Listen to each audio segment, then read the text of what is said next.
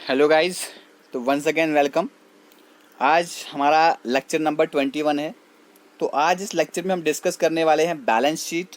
तो गाइस जैसे ही हम बैलेंस शीट आज ख़त्म करेंगे तो हमारा फाइनेंशियल स्टेटमेंट जो है, ठीक है, फाइनेंशियल स्टेटमेंट होती है वो पूरी कंप्लीट हो जाएगी। उसके मैंने कहा था कि 3 पार्ट होते हैं। ट्रेडिंग बैलेंस होता है, उसके बाद प्रॉफिट एंड लॉस अकाउंट होता है, सॉरी ट्रेडिंग अकाउंट होता है, उसके बाद प्रॉफिट एंड लॉस अकाउंट होता है, और लास्ट इसका जो स्टेप होता है वो होता है बैलेंस शीट। ठीक है, आज हम बैलेंस शीट के बारे में पढ़ेंगे कि बैलेंस शीट होती क्या है, क्यों बनाई जाती है और कब बनाई जाती है। ठीक है गाइस, लेक्चर स्टार्ट करते हैं। तो गाइस बैलेंस शीट जो है, हाँ एक चीज़ और, बैलेंस शीट का ख़त्म करने के बाद गाइज आपका 80% जो आपका सिलेबस है वो पूरा ख़त्म हो जाएगा। फिर कुछ 4 टॉपिक रहते हैं वो आपको जल्दी मिल जाएंगे और आपका सिलेबस ख़त्म हो जाएगा। उसके बाद आपको एमसीक्यू प्रैक्टिस करवाई जाएगी। तो गाइज बैलेंस शीट क्या होती है? बैलेंस शीट एक फाइनेंशियल स्टेटमेंट होता है। क्वेश्चन पूछा जाए आपको, क्या बैलेंस शीट एक अकाउंट है? No no no no no no, ऐसा कुछ नहीं है। बैलेंस शीट एक अकाउंट नहीं है। बैलेंस शीट एक फाइनेंशियल स्टेटमेंट होता है, ठीक है, जो रिपोर्ट करता है कि कंपनी की एसेट्स कितनी हैं, लायबिलिटीज कितनी हैं और शेयर होल्डर की कैपिटल कितनी है। ठीक है, शेयर होल्डर जो हैं उनकी इक्विटी कितनी है किसी स्पेसिफिक पॉइंट ऑफ टाइम पे। ठीक है, किसी स्पेसिफिक पॉइंट ऑफ टाइम पे उनकी लाइबिलिटीज़ कितनी हैं, एसेट्स कितनी हैं, शेयर होल्डर्स की इक्विटी कितनी है, वो सब हमें इससे पता चलता है। ठीक है, और ये हमें जो हमारे कंप्यूटिंग रेट्स होते हैं, रेट्स ऑफ रिटर्न होते हैं, और हमारे कैपिटल स्ट्रक्चर को इवेलुएट करने के लिए भी हमें क्या करती है, कैसी बेसिक प्रोवाइड करती है। ये एक फाइनेंशियल स्टेटमेंट होता है जो क्या करता है, जो हमें एक स्नैपशॉट प्रोवाइड करता है। ठीक है, कि कंपनी के पास कितना पैसा है या कितने एसेट्स हैं, और कंपनी को कितना ओव करना है, कंपनी को कितना देना है, कितना लोगों को उसको देना है, कितना उसकी रिस्पॉन्सिबिलिटीज़ है। ठीक है, और as well as the amount invested by the shareholders, और ये भी बताती है कि शेयर होल्डर्स ने कितना अमाउंट इन्वेस्ट यहाँ पे किया है। ये सारा हम किससे जानते हैं? बैलेंस शीट जब प्रिपेयर होती है उससे जानते हैं। ठीक है गाइस, तो बैलेंस शीट जो होती है is used along side other important financial statement. जो बाकी इंपॉर्टेंट फाइनेंशियल स्टेटमेंट हैं उनके साथ ही बैलेंस शीट यूज होती है, जैसे कि हमारी इनकम स्टेटमेंट, उसके बाद statement of cash flows in conducting fundamental analysis of calculating financial profit. तो पूरा फाइनेंशियल रेशियो को कैलकुलेट करने के लिए हमें इन सब की ज़रूरत पड़ती है। तो गाइस यहाँ पे सिंपली आपको क्या जानना है कि बैलेंस शीट होती क्या है। बैलेंस शीट एक ऐसा, मतलब कि एक ऐसी स्टेटमेंट होती है, ठीक है, फाइनेंशियल स्टेटमेंट होती है जो हमें रिपोर्ट करती है कि हमारी कंपनी के एसेट कितने हैं हमारे पास। ठीक है, हमारी कंपनी की पोजीशन क्या है, मतलब पूरा कच्चा चिट्ठा जो होता है कंपनी का, कंपनी की जो पूरी औकात होती है वो हमें बैलेंस शीट से पता चलती है। ठीक है, उसको कितना लोगों का देना है, कितनी कैपिटल है उसके पास, कितने एसेट्स हैं उसके पास। तो ये सब हमें किससे पता चलता है गाइज? बैलेंस शीट से पता चलता है। तो देखते हैं कि बैलेंस शीट कैरेक्टरिस्टिक्स क्या है। तो सबसे पहले बैलेंस शीट जो है सिर्फ ये एक स्टेटमेंट है, ना कि अकाउंट है। मैंने आपको पहले कहा ना कि, और इसकी याद रखना, इसकी ना कोई डेबिट साइड है ना ही इसकी कोई क्रेडिट साइड है। इंपॉर्टेंट पॉइंट याद रखिएगा इसको, बैलेंस शीट की ना कोई डेबिट साइड है ना कोई क्रेडिट साइड है। ठीक है, the heading of the two sides, अब जैसे हमने बाकी अकाउंट में क्या लिखते थे, यहाँ पे डेबिट लिखते थे, यहाँ पे क्रेडिट लिखते थे। अब in the case of balance sheet there is no debit side and no credit side. ठीक है, अब इनकी जगह क्या है? अब इनकी जगह है हमारे पास एसेट्स और लायबिलिटीज। क्या है गाइस? एसेट्स और लायबिलिटीज। ठीक है, अब बताऊंगा कि लायबिलिटीज किस साइड होती है और एसेट किस साइड होती है, वो आप भी आगे जानते हैं। तो गाइस बैलेंस शीट जो होती है उसको प्रिपेयर किया जाता है। कब प्रिपेयर किया जाता है? किसी एक पर्टिकुलर पॉइंट ऑफ टाइम पे, ठीक है, ना कि पर्टिकुलर पीरियड पे। ठीक है, किसको पर्टिकुलर पॉइंट ऑफ टाइम पे इसको प्रिपेयर किया जाता है। अब जो इन्फॉर्मेशन जो बैलेंस शीट में होती है वो ट्रू तभी होती है, ठीक है, जब इसको हम किसी पर्टिकुलर पॉइंट ऑफ टाइम पे प्रिपेयर करें। ठीक है, इसको पर्टिकुलर पीरियड पे करेंगे कि आज समर का पीरियड है, विंटर का पीरियड है, यानी कि सेक्शन वाइज करेंगे, तब ये मतलब क्या होती है, तब ये क्लियर वहाँ से बैलेंस शीट हमारी नहीं बनती है, उसमें कुछ फॉल्ट रहता है। ठीक है, तो बढ़ते हैं आगे। अब बैलेंस शीट जो है एक समरी है। किसकी समरी है? बैलेंसेस की। कौन से बैलेंसेस की? जो हमने लेजर अकाउंट में बनाए थे, जो हमने लेजर्स बनाए थे। ठीक है, अलग अलग, जो मैंने कहा था ना कि अलग अलग लेजर बनाते हैं, कैश के लिए अलग लेजर बनाएंगे, ठीक है, परचेजेस के लिए अलग लेजर बनाएंगे, कैपिटल के लिए अलग लेजर बनाएंगे, एसेट्स के लिए अलग लेजर बनाएंगे, फर्नीचर के लिए अलग लेजर बनाएंगे। इस तरह से लेजर्स हमने पढ़े थे। अब बैलेंस शीट बस उन्हीं बैलेंसेस जो लेजर अकाउंट के बैलेंसेस हैं उनकी एक समरी होती है, ठीक है, which have not been closed by the transfer to the trading and profit and loss account, जिनको अभी जब हमने क्या किया, trading and profit and loss account में क्या किया, उनको क्लोज नहीं किया, ठीक है। तो बैलेंस शीट जो है क्या शो करती है, nature and value of assets and nature and amount of liability at a given date. अब कोई डेट है, ठीक है, जिस पॉइंट पे हम बैलेंस शीट बना रहे हैं, जिस पॉइंट ऑफ टाइम पे बैलेंस शीट बना रहे हैं, उस वक्त हमें बोलेगा कि हमें किस किस को मतलब लायबिलिटीज है हमारी, किस किस को देना है, और हमारे पास किस तरह की कौन सी नेचर की हमारे पास एसेट्स अभी हैं और कौन से नेचर की लायबिलिटीज हैं और कितनी लायबिलिटीज हमारी, ये सब हमें बैलेंस शीट से पता चलता है। अब ज़रूरत क्या है, क्यों बनाएंगे बैलेंस शीट, देखते हैं क्यों बनाते हैं बैलेंस शीट।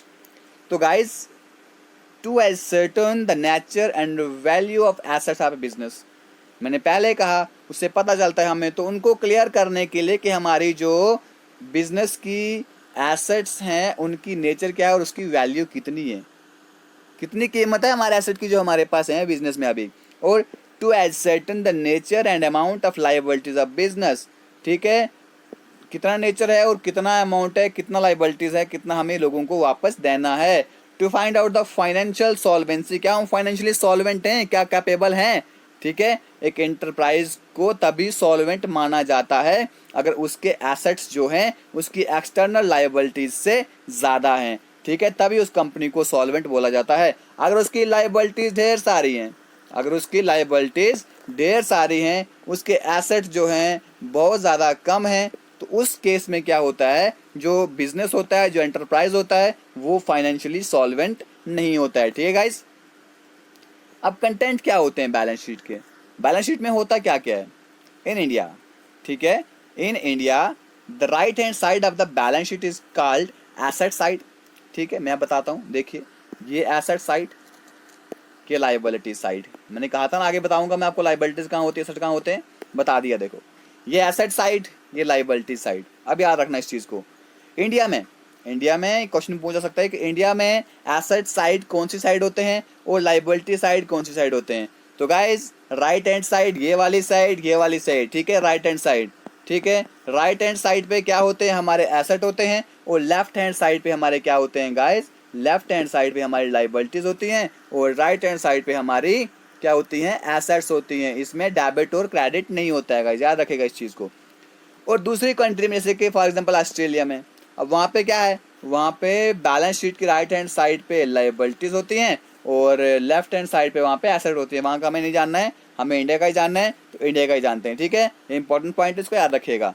तो बढ़ते हैं आगे, देखिए यहाँ पर ये आइटम्स हैं बैलेंस शीट की, ठीक है, थोड़ा इसको मैं जूम करके आपको दिखाने की कोशिश करता हूँ। देखिए guys, items of balance sheet के आइटम्स हैं ये, items to be shown on the asset side पे कौन सी आइटम्स यहाँ पे शो होती हैं। फिक्स्ड एसेट्स आपको पता है, टेंजिबल होती है, इंटेंजिबल होती हैं, इन्वेस्टमेंट और करंट एसेट्स, ठीक है। करंट एसेट्स क्या होती हैं, मतलब कि जो शॉर्ट टर्म एसेट्स होती हैं, स्टार्टिंग से बताते आ रहा हूँ कि शॉर्ट टर्म एसेट को भूलना नहीं, क्वेश्चन आएगा उसको छोड़ना नहीं, ठीक है। फिर है हमारा item to be shown on the liability side, तो लायबिलिटी साइड पे कौन से आइटम शो होंगी, जो लायबिलिटीज है हमारी और जो कैपिटल है। लायबिलिटीज में एक लॉन्ग टर्म लायबिलिटी होती है, एक करंट लायबिलिटी होती है, ठीक है, शॉर्ट टर्म नहीं होती है बल्कि उसको बोलते हैं करंट लायबिलिटी, ठीक है गाइस। आई होप कि आपने बैलेंस शीट की जो आइटम्स हैं वो भी यहाँ पर देख ली। तो बढ़ते हैं आगे। अब formula used for a balance sheet के लिए कौन सा फार्मूला यूज किया जाता है। Balance sheet adheres to the following accounting equation where asset on the one side and liability plus shareholder equity on the other balanced out, ठीक है। अब देखिए यहाँ पे थोड़ा गाइस, यहाँ पे याद रखेगा इसको, ये देखिएगा टेक्स्ट आया है, इसे कट कर देते हैं, ठीक है। Assets is equal to liabilities plus share holder. अब कुछ याद आ रहा है, ये चीज़ आपने कहीं और भी देखी है, ये चीज़ आपने कहीं और भी देखी है, कहाँ देखी, याद कीजिए जल्दी, याद आ गया, बिल्कुल अच्छी बात है। अकाउंटिंग इक्वेशन कहाँ पे देखिए गाइस, अकाउंटिंग इक्वेशन जब हमने पढ़ी थी तो वहाँ पे भी ऐसे होता है, assets is equal to liabilities plus shareholders equity, यानी कि इसे हम कैपिटल कहते हैं। ठीक है, इसे हम क्या कहते हैं, कैपिटल कहते हैं। ठीक है, तो बढ़ते हैं आगे, देखते हैं एसेट्स क्या होती हैं, पहले भी पढ़ी हैं तो मैं बता दूंगा कि एसेट सेगमेंट जो होता है जो बैलेंस शीट के अंदर, उसमें क्या होता है, accounts are listed from the top to bottom. ठीक है, टॉप से लेकर नीचे तक एसेट्स की लिस्ट आती है in order of their liquidity. ठीक है, मतलब कैसे कैसे कब कब जो है वो हुए हैं, कितना कितना अमाउंट है, that is the ease with which each can be converted into the cash. ठीक है, मतलब कि जो आसानी से हमारे कैश में कन्वर्ट हो जाएं, उस तरह से हमारी एक लिस्ट बनती रहती है। They are divided into current assets, इनको करंट एसेट में डिवाइड किया गया है। मैंने कहा था करंट एसेट क्या होते हैं, शॉर्ट टर्म एसेट, इनको हम एक साल से कम या एक साल में इनको हम कैश में कन्वर्ट कर देते हैं। और नॉन करंट एसेट या लॉन्ग टर्म एसेट जो होते हैं, जिनको हम एक साल के अंदर क्या करते हैं, कैश में कन्वर्ट नहीं कर सकते हैं। ठीक है, here is the journal order of account with in current asset. तो जो जर्नल ऑर्डर के अकाउंट होते हैं किसमें, करंट एसेट्स में। ठीक है, तो वो कौन से होते हैं, cash and cash equivalents, marketable securities और अकाउंट रिसीवेबल। चलो देखते हैं इन चीजों के बारे में। कैश एंड कैश इक्विवेलेंट जो है ये मोस्ट लिक्विड एसेट होता है, मतलब बहुत चलता रहता है ये एसेट। ठीक है, और इसमें क्या आते हैं, ट्रेजरी बिल्स और short term certificates of deposit as well as hard currency जो हमारे पास कैश होता है। ठीक है, तो मार्केटेबल सिक्योरिटीज में क्या आती है, ये इक्विटी होती है, ये कैपिटल होती है, और debt securities for which there is a liquid market, जिसके लिए यहाँ पे लिक्विड मार्केट होती है। उसके बाद अकाउंट्स रिसीवेबल। अकाउंट्स रिसीवेबल क्या है, अकाउंट रिसीवेबल वो मनी है जो कस्टमर ने कंपनी को देना है। जो अब भाई ये एसेट है कि नहीं है, जो कंपनी के पास आएगा भाई वो एसेट है, जो कंपनी के पास आएगा वो एसेट है। What company owns, what business owns, वो क्या है, एसेट्स हैं। ठीक है, perhaps including an allowance for doubtful account certain proportion, जिसको छोड़ो, आप इतना याद रखना कि अकाउंट्स रिसीवेबल हैं जो कंपनी ने क्या करने हैं, अकाउंट्स जो उनको रिसीव होना है, जो मनी उसने रिसीव करना है, जो कस्टमर ने कंपनी को पे करना है। ठीक है, वो उसके एसेट्स होते हैं। ठीक है, फिर है हमारे पास इन्वेंट्री। इन्वेंट्री क्या होता है, inventory is goods available for sale, वो गुड्स जो सेल के लिए अवेलेबल हैं, valued at a lower of the cost और मार्केट प्राइस, जिसको मार्केट प्राइस पे बेचा जाता है। उसके बाद प्रीपेड एक्सपेंसेस, जो हमने पहले ही खर्चे कर लिए हैं, अगर मैंने पहले कोई खर्चा कर लिया है अब उसकी सर्विस नहीं ली है तो वो क्या है मेरे लिए, वो भी मेरे लिए एसेट्स होते हैं। ठीक है गाइज, देखिए कैसे इस वैल्यू को, प्रीपेड एक्सपेंसेस उस वैल्यू को रिप्रेजेंट करते हैं जो हमने पहले ही पे कर दी है, जैसे कि इंश्योरेंस, एडवर्टाइजिंग कॉन्ट्रैक्ट्स या रेंट। ठीक है, इसको हम पहले ही पे कर देते हैं, यानी कि किसी को एडवर्टाइजिंग के लिए कॉन्ट्रैक्ट दोगे, बोलेगा भाई एडवांस पहले पेमेंट दे। ठीक है, पहले एक्सपेंस कर लिया आपने, उसके बाद अपने सर्विस लेने से हम कहते हैं प्रीपेड एक्सपेंसेस।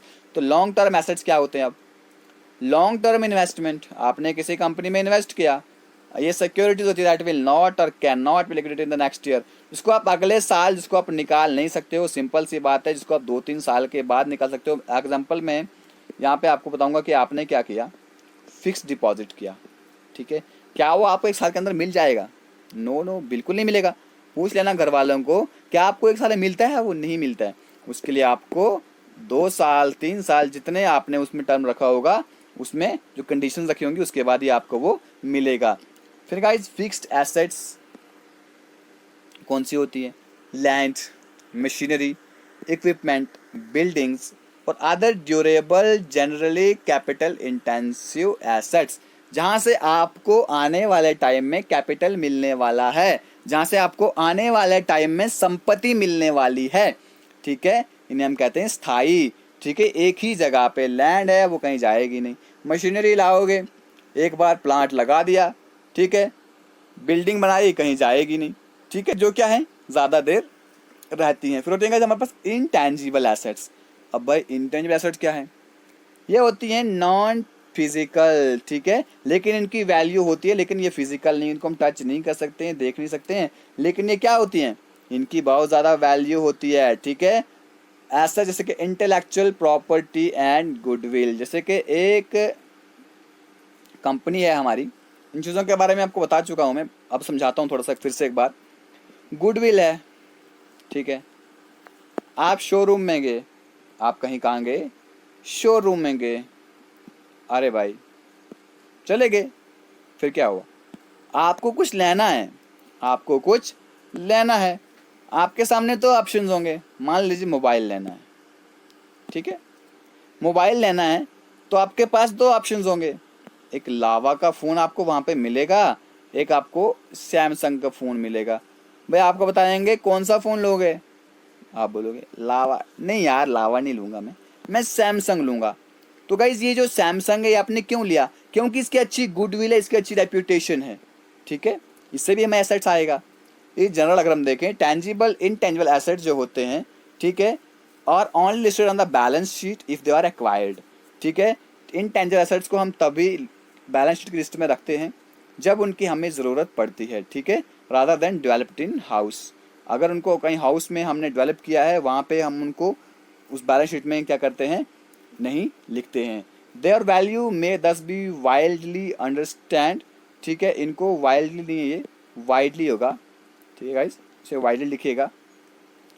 इनकी जो वैल्यू हैं इनको हम वाइडली समझ सकते हैं, ठीक है।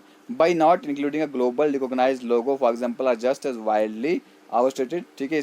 इसको इस लाइन को छोड़ दीजिए, ठीक है। ऊपर वाले जो लाइंस है इनको आप समझने की कोशिश कीजिएगा कि इंटेंजिबल एसेट्स जो हैं उनको हम बैलेंस शीट में तभी लिखते हैं जब उनको हम एक्वायर करते हैं, ठीक है। अब बढ़ते हैं आगे लाइबिलिटीज़ की तरफ। लाइबिलिटीज़ क्या होती हैं, liabilities are the money that a company owes. Liability एक क्या होते हैं, लाइबिलिटी ऐसा पैसा होता है जो कंपनी ने दूसरी पार्टी को देना है, ठीक है। फ्रॉम बिल टैक्स टू पे टू सप्लायर, ठीक है, इसने सप्लायर को देना है जिसने इसको माल सप्लाई किया है, ठीक है। थ्रू इंटरेस्ट ऑन बॉन्ड्स, जो उसने बॉन्ड्स लिए, जो उसने बॉन्ड्स खरीदे हैं, ठीक है, उन पे उसको इंटरेस्ट भी तो देना है, ठीक है, जो इसने क्रेडिटर्स को इश्यू किए हैं। टू रेंट, यूटिलिटी, सैलरी, ये सब इसको देना, ये सब क्या है, इसकी लाइबिलिटीज़ है। करंट लाइबिलिटीज़ वो लाइबिलिटी होती है जो आपने एक साल के अंदर ही अंदर देनी है। उसके बाद लॉन्ग टर्म लाइबिलिटीज़ वो लाइबिलिटी होती हैं are due at any point after 1 year, एक साल के बाद कभी भी वो ड्यू हो सकती हैं। ये हो गई लाइबिलिटीज़। अब लॉन्ग टर्म लाइबिलिटीज़ में क्या होता है, long term debt, pension fund liability, deferred tax liability, ठीक है। तो लॉन्ग टर्म डेट क्या होता है, interest and principals on bond issueds, ठीक है। अब लॉन्ग टर्म डेट है, उसने लॉन्ग टर्म किसी से उधार लिया हुआ है, उस पर उसको क्या करना पड़ेगा, इंटरेस्ट चुकाना पड़ेगा, प्रिंसिपल चुकाना पड़ेगा उन बॉन्ड्स पे, ठीक है, जो उसने इश्यू किए हैं। उसके बाद pension fund liability. Pension fund liability क्या होती है, the money a company is required to pay into its employees retirement account. अब जो लोग वहाँ से, उसके जो एम्प्लॉय थे वो वहाँ से रिटायरमेंट हो गए, अब जो पैसा उस कंपनी को उस एम्प्लॉय को देना है रिटायरमेंट पे, उसे बोलते हैं पेंशन फंड रिलायबिलिटी, ठीक है। उसके बाद डेफर्ड टैक्स लायबिलिटी क्या होता है, टैक्सेस जिनको एक्रूड किया गया है लेकिन वो कब पे किए जाएंगे, अगले साल पे किए जाएंगे। Besides timing, this figure reconciles differences between requirements for financial reporting and the way tax is excise such as depreciation calculation. Simple सी बात मैं आपको बताऊं, भाई डेफर किए गए हैं, इस साल आपको नहीं मिलेंगे, अगले साल मिलेंगे, दैट्स ऑल, ठीक है। Some liabilities are considered off the balance sheet, meaning that they will not appear on the balance sheet. कुछ liabilities होते हैं उनको हम कंसिडर नहीं करते हैं, ठीक है, बैलेंस शीट से बाहर रखते हैं। इसका मतलब कि उनको हम बैलेंस शीट में, वो हमें बैलेंस शीट में नहीं दिखती, उनको हम बैलेंस शीट में एंटर नहीं करते हैं। फिर है गाइस हमारे पास शेयर होल्डर्स इक्विटी। अब शेयर होल्डर इक्विटी क्या होती है, शेयर होल्डर इक्विटी वो मनी है, शेयर होल्डर यानी कि जो शेयर होल्डर्स हैं, ठीक है, जो जिनका यहाँ पे शेयर है। शेयर होल्डर इक्विटी वो मनी है जो एट्रीब्यूट किया जाता है बिजनेस के ऑनर्स को, मीनिंग इट्स शेयर होल्डर्स, ठीक है, जो इसके शेयर होल्डर्स हैं जिन्होंने जितना जितना शेयर खरीदा है उनको उस हिसाब से क्या किया जाएगा, वहाँ पे इक्विटी डिस्ट्रीब्यूट की जाएगी। It is also known as net asset, इसे हम क्या कहते हैं, नेट एसेट्स भी कहते हैं। शेयर होल्डर इक्विटी याद रखिएगा गाइस, शेयर होल्डर इक्विटी को नेट एसेट्स भी कहते हैं, since it is equivalent to the total asset of the company minus its liabilities. तो ये क्या होता है, कंपनी की जो जितनी भी टोटल एसेट्स होती हैं उसमें से लायबिलिटीज को माइनस करेंगे, वो हो जाएगा हमारे पास शेयर होल्डर्स की इक्विटी यानी कि net assets, that is if the debt is owes to non share holders. छोड़ो इसको। अब है हमारे पास रिटेन्ड अर्निंग। रिटेन्ड अर्निंग क्या होता है, ये नेट अर्निंग होती है किसकी, कंपनी की, ठीक है। या तो इसको री इन्वेस्ट करती है, दोबारा से इन्वेस्ट करती है किसी बिजनेस में, आर यूज टू पे ऑफ डेट, या जो उसके डेट हैं उसको पे करने के लिए उसको यूज़ करती है, किसको, रिटेन्ड अर्निंग को, जो उसने रिटर्न करी थी। मैंने पीछे कहा था ना, किसी चैप्टर में कहा था, आपको याद होगा तो मैंने कहा था कि जब हम क्या करते हैं, फाइनेंशियल मैनेजमेंट करते हैं, ठीक है। फाइनेंशियल मैनेजमेंट क्या करता है, जब उसके पास प्रॉफिट आता है, ठीक है, उसको क्या करता है, एक तो शेयर होल्डर में डिवाइड करता है, एक अपने पास रिटर्न रखता है, ठीक है। तो रिटर्न अर्निंग वही होती है, ये नेट अर्निंग होती है किसी कंपनी की, ठीक है। या उसको जो इन्वेस्ट करता है या जो उसके डेट हैं वो उसको पूरा करने में लगा देता है, तो जो बचता है उसे वो डिस्ट्रीब्यूट करता है अपने शेयर होल्डर्स में in the form of dividend, dividend के फॉर्म में, ठीक है गाइज। अब ये यहाँ पे देख रहे हैं, थोड़ा पिक्चर क्लियर नहीं है, फिर भी आप इसको देख लीजिएगा कि गाइज ये हमारे पास बैलेंस शीट की पिक्चर है, ठीक है। इस साइड हमारे क्या है, ये उल्टी पिक्चर है, ठीक है गाइज। तो यहाँ पे लाइबिलिटी साइड जो है हमारी राइट साइड होगी, ठीक है गाइज। ये डॉलर वाली है यानी कि इंडिया का नहीं है ये। लाइबिलिटीज़ को आप इस साइड मानिएगा, एसेट्स को आप इस साइड मानिएगा, ठीक है। एसेट इस साइड, लाइबिलिटीज़ इस साइड, ठीक है। क्योंकि इंडिया में क्या होता है, लाइबिलिटी जो होती है ये हमारी लेफ़्ट साइड होती है, ठीक है, याद रखिएगा। लाइबिलिटी लेफ़्ट, एल से लाइबिलिटी, एल से लेफ़्ट, उसके बाद हमारा क्या है, एसेट्स हमारी कौन सी, राइट साइड से, ठीक है। ये चीज़ याद रखिएगा यहाँ पे। उसके बाद दोनों का जो हिसाब किताब लास्ट में आता है, वो दोनों का हिसाब किताब इक्वल होना चाहिए, और वो इक्वल भी होता है, ठीक है गाइज। तो आज हमने यहाँ पर पढ़ने की कोशिश की कि बैलेंस शीट क्या होता है। इसमें हमने पढ़ा कि बैलेंस शीट क्यों तैयार की जाती है, इसकी नीड एंड इम्पॉर्टेंस क्या है, ठीक है, इसके कंटेंट्स क्या है, इसके फीचर्स क्या हैं, वो सब हमने जानने की कोशिश की। एक बार फिर से रिकैपिचुलेट कर देते हैं कि assets is equal to liability plus share holder equity, ठीक है।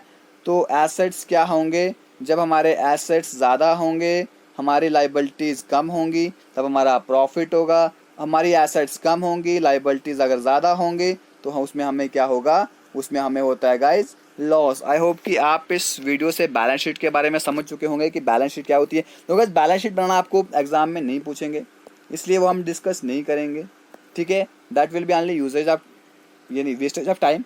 उसको हम टाइम को अपना वेस्ट नहीं करेंगे क्योंकि हमें टाइम को सेव करना है। सो इतना ही टॉपिक को रखते हैं, तो मिलते हैं। अगला टॉपिक जो हम कवर करेंगे वो होगा हमारा BRS, यानी कि बैंक रिकॉन्सिलिएशन स्टेटमेंट। बहुत देर से आप बच्चे सोच रहे होंगे सर बैंक रिकॉन्सिलिएशन स्टेटमेंट क्यों नहीं करवा रहे हैं। तो गाइज आपकी जो क्या कहते हैं उसे उत्सुकता है, बेचैनी है BRS के लिए, वो कल पूरी हो जाएगी। तो guys thank you, God bless you all.